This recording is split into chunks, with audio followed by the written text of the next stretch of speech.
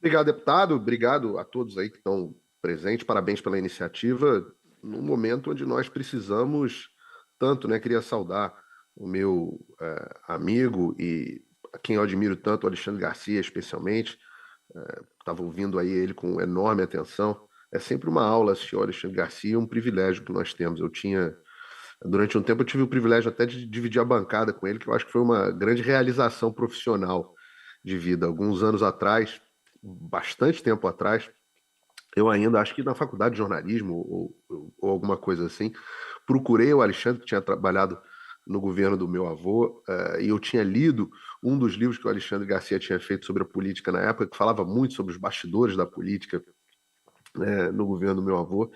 E eu procurei o Alexandre para aprender, para conhecer, etc., com enorme admiração na época. Eu nunca ia imaginar que anos depois acabaria tendo o privilégio de dividir a bancada com ele e alguém que eu admiro tanto, talvez um dos profissionais da minha área que eu mais admire na vida. Então, queria deixar um abraço, uma saudação a ele, uma saudação ao deputado Tiago por ter me convidado, um abraço também à minha querida Bia Kicis, que me mandou uma mensagem dizendo que está assistindo, deputada Bia Kicis, uma saudação enorme a ela pelo trabalho incrível que ela faz e pela pessoa incrível que ela é, e também a todos os presentes, eu não sei todos que estão presentes aí, mas deixo a minha saudação e, mais uma vez, o elogio à iniciativa.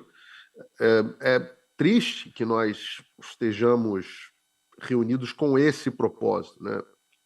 Eu sempre digo que o Brasil está voltando no tempo, mas as pessoas falam: ah, não, o Brasil está voltando no tempo para o período da ditadura. E eu falo assim: olha, o Alexandre foi testemunha de que as coisas hoje estão, em certo sentido, muito piores do que em época de, abre aspas, ditadura militar, né? Eu não gosto de colocar todo o período do regime militar no mesmo balaio. Você teve momentos com mais liberdade, menos liberdade, mas eu não. Hoje, a situação em que eu vivo aqui, eu vou dizer para vocês. Eu estou hoje, nesse momento, com todas as minhas redes sociais bloqueadas no Brasil, só no Brasil. Eu estou com as minhas contas bancárias e ativos financeiros congelados. O meu sigilo foi quebrado, o que é a parte menos importante, porque eu também não tinha nada a esconder, mas ainda assim foi quebrado.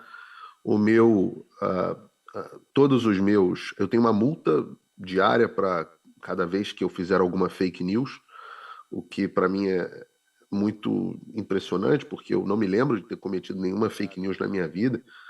Eu sempre sou pautado até por um padrão bastante alto e rigoroso para qualquer notícia que eu comento. Eu não me lembro, posso ter cometido algum equívoco, mas não me lembro de ter transmitido nenhuma notícia falsa ao longo da minha carreira jornalística. E, além disso, eu tenho o meu passaporte brasileiro cancelado, o que, para alguém que está no exterior, equivale à cassação da minha cidadania brasileira, né? E o motivo pelo qual eu não estou preso, ou pelo menos não há um mandado de prisão contra mim, é porque eu entendo que a corte já entendeu que não há extradição nos Estados Unidos para crimes de opinião. Caso contrário, não sei se eu não estaria preso, né? Eu acho que o caso do Alan dos Santos, nosso colega, meu amigo Alan dos Santos, foi simbólico, nos Estados Unidos negando consistentemente os pedidos de extradição, porque não há previsão no acordo de extradição Brasil-Estados Unidos para a extradição de crimes dessa natureza. Aqui ainda há um ambiente de preservação da liberdade de expressão, da liberdade de jornalismo, né, da liberdade de imprensa. Ainda há esse ambiente aqui nos Estados Unidos.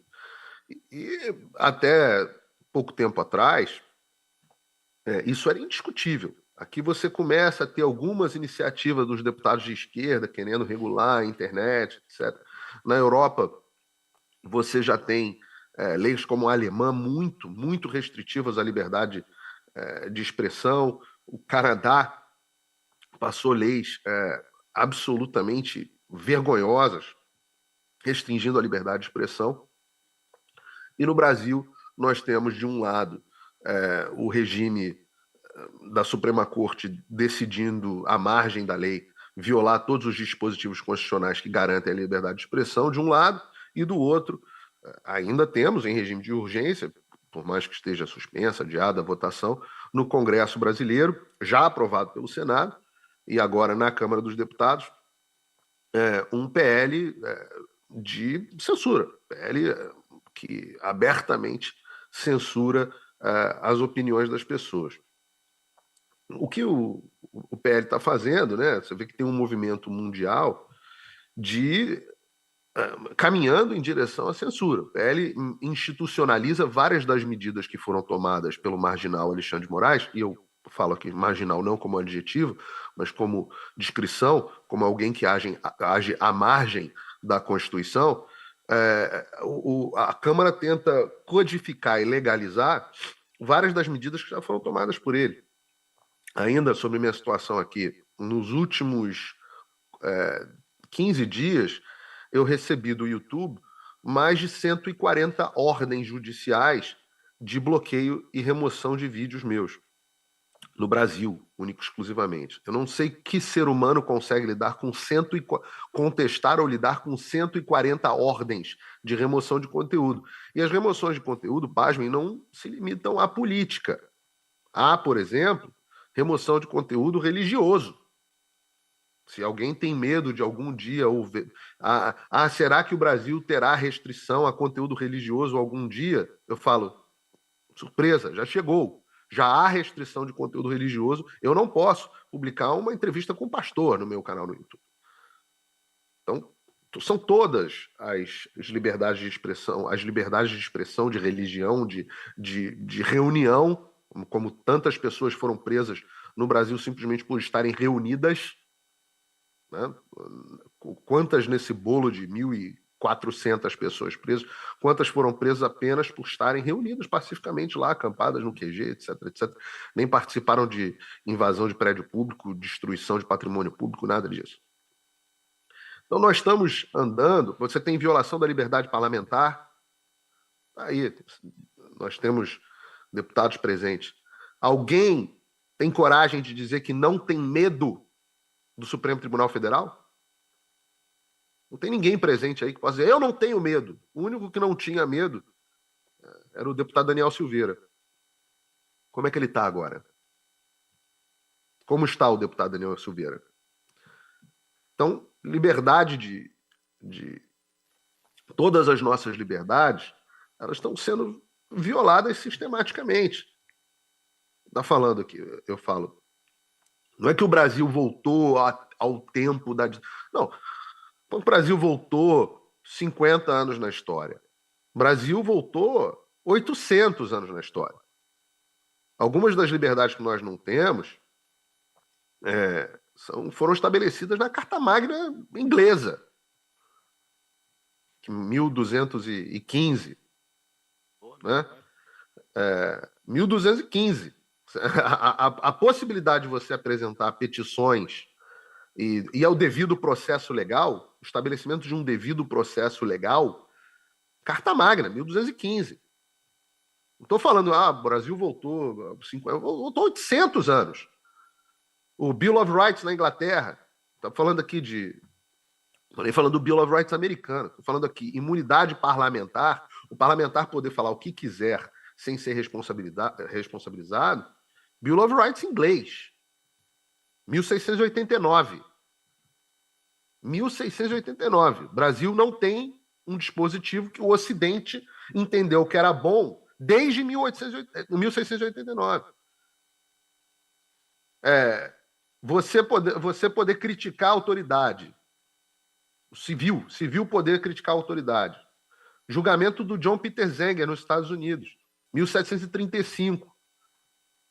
E quando decidiram que eu posso falar o que eu quiser, desde que seja verdade. O conceito da exceção da verdade do direito, 1735. Não tem mais hoje no Brasil. Né? Você tem a noção de que a liberdade não pode ser retirada nem pelo parlamento, nem pelo Alexandre de Moraes, nem pelo Supremo Tribunal Federal. Vocês podem reunir, fazerem todas as leis que vocês quiserem. Todas. Eu vou continuar tendo a liberdade. Porque a liberdade é um direito natural. Segundo Tratado de John Locke. Depois, codificado, Declaração da Independência dos Estados Unidos. Todos os homens têm direitos inalienáveis dados a ele pelo Criador. Vida, liberdade, busca da felicidade. Thomas Jefferson, 1776. Declaração dos Direitos do Homem e do Cidadão, Revolução Francesa, 1789. Documento que diz que a comunicação, a livre comunicação das ideias é um dos direitos mais preciosos do homem.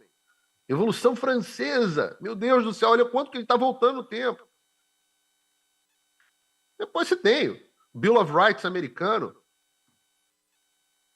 primeiro documento que codifica dizendo que o governo não pode violar a liberdade de expressão dos homens. 1791, primeira emenda da Constituição americana. O mundo inteiro copiou esse troço. Ao ponto de que, depois da Segunda Guerra Mundial, tem a Declaração Universal dos Direitos Humanos das Nações Unidas. O artigo 19 está lá. Todo indivíduo tem o direito à liberdade de expressão.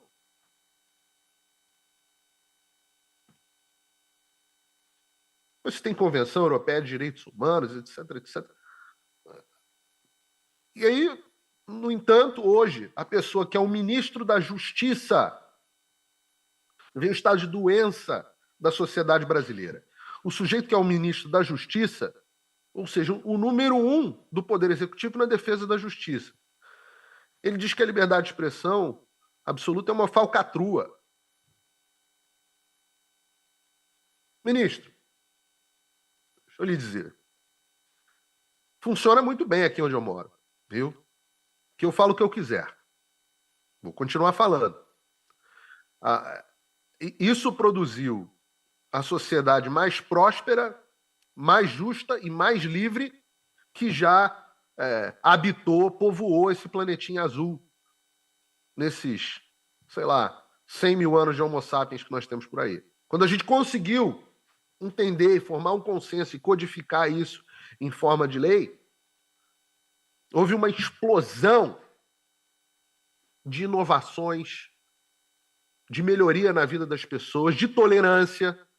Vocês não gostam dessa palavra tolerância? Houve uma explosão de novas ideias, houve uma explosão de riqueza. Porque chegou-se à conclusão de que, por mais que nós tenhamos convicções nas nossas ideias, nas nossas opiniões, etc., nós somos falhos. E muitas vezes, a gente pode estar certo em 90% das coisas, mas tem 10% lá do outro lado que são esses que enriquecem a nossa vida. E liberdade de expressão é igual gravidez. É binário. Ou você tem ou você não tem. Porque senão, quem que vai decidir o que eu vou falar? Vai ser a entidade autônoma que está lá no PL 2630, ou estava? Vai ser o Ministério da Justiça? Vai ser o Alexandre de Moraes? Ao mesmo tempo que a gente tem um ministro da Justiça que acha que liberdade de expressão é uma falcatrua e faz reunião de mafioso para achacar as empresas de rede social, que merecem, porque são elas também fazem a mesma coisa, elas também se acham donas do direito do que se pode falar e o que não pode falar. Ao mesmo tempo que a gente tem isso, a gente tem uma ministra do Supremo Tribunal Federal que fala assim: não, a liberdade não é um direito, não. É um sentimento. Aí, sentimento, você tem um momento que você tem sentimento de um jeito, um momento que você tem sentimento do outro. Se é sentimento, a gente administra. Não é direito, é sentimento. Então, voltamos, de novo, não leu o segundo tratado de John Locke. Entendam o tamanho do retrocesso que o Ocidente está passando e que o Brasil, por falta de sistema imunológico social, está vivendo de uma forma ainda mais grave. Nós temos o mundo inteiro está passando por esses problemas, de voltar a entender por que se estabeleceu a liberdade de expressão como um valor absoluto. O mundo está passando por esse problema. O mundo também está passando pelo problema de entender como frear poderes judiciários superpoderosos. Não foi, ninguém imaginou que escola teleológica de direito ia aparecer e que íamos ter juízes tiranos. Especificamente, nos Federalist Papers aqui dos Estados Unidos, os pais fundadores disseram: não, nunca haverá uma ditadura do judiciário. O judiciário é o poder mais fraco, nunca vem uma ditadura deles. Eles não têm o poder nem na bolsa nem na espada. Então, como o mundo inteiro foi construído à imagem do que os Estados Unidos fizeram, o mundo inteiro está tendo problemas em lidar com agora um judiciário superpoderoso. Só que o Brasil, ele é carente. Por que a situação é pior no Brasil? Porque o Brasil é carente, a sociedade brasileira é carente do conhecimento destes valores. Eles não são ensinados para a sociedade. Então, o brasileiro, de um modo geral, e aqui eu vou falar de esquerda e direita, o brasileiro, de um modo geral, acha que a solução para os problemas é aparecer alguém forte que imponha a vontade de qualquer lado que seja. Então, esses valores que eu estou falando, de liberdade absoluta, democracia com checks and balances, etc., isso é uma coisa presente aqui dentro dos Estados Unidos. De um modo geral, o brasileiro de direita, que é um ditador de direita que faça tudo com que ele concorde, é assim mesmo, e a Lava Jato mostrou isso. Tem que prender o Lula de qualquer jeito mesmo, esse é o único jeito, vamos lá, vamos fazer. Ele não acredita no caminho institucional. E o brasileiro de esquerda, que é um ditador de esquerda, que faça tudo que ele concorde. Então a gente fica nessa briga louca, onde o que se chama de hoje liberais, eu não gosto desses rótulos, são uma minoria. Então, para nós estabelecermos a liberdade de expressão no Brasil, o primeiro caminho, o primeiro passo é a sociedade. Paulo, eu vou te pedir desculpa só pela interrupção, porque o tempo aqui passou. Você pode concluir em 2 minutos, por favor? Na verdade, essa era a minha frase de conclusão. Para o brasileiro absorver, para o brasileiro conseguir, para o Brasil conseguir restabelecer a liberdade de expressão, primeiro o brasileiro precisa absorver a liberdade de expressão como um valor e entender que ele vai ter que sempre valer para as duas partes. Sempre teremos que ter jornalistas ruins de esquerda na Rede Globo, em outras emissoras falando bobagem. Deixem eles falarem, deixem que o público decida, e o público vem decidindo, não dar audiência a esse tipo de pessoa e dar audiência a quem achar que tem que dar. Nós nunca podemos defender censura daqueles com quem nós não concordamos. E é assim que a gente vai caminhar, e é assim que a gente vai aprender. E vocês, nas casas, nos parlamentos, têm um papel fundamental, mas a sociedade brasileira deve ser o motor dessa história. Voltando, inclusive, às ruas, perdendo o medo de as ruas fazer as suas petições e apresentar as suas ideias de forma pacífica e ordeira. Mas todo poder acaba sempre emanando do povo de uma forma ou de outra, e é isso que a gente quer.